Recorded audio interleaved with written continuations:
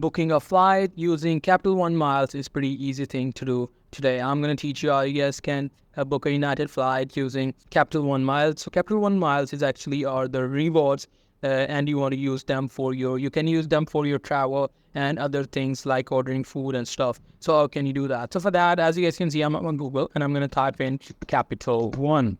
And here I'll go to this website. And here I have to keep on scrolling down until I see the footer of the website. And there I simply have to click on this Capital One Travel. Now, Capital One Travel is, traveling agency or traveling website, traveling side of the Capital One Bank, which lets you travel using your Capital One miles and, Capital One coupon codes and stuff. So you just simply have to, sign in. And after that, you will easily be able to, book a flight. Suppose if I click on this book a travel, it will take me to the sign in page. In my country, the Capital One Travel is not available, so I couldn't create an account. You just simply have to sign into your Capital One account, and you will be able to see all the flight details and other details as well. And in the payment section, you simply have to select your Capital One card, and you can easily be able to see an option for payment as a miles as well.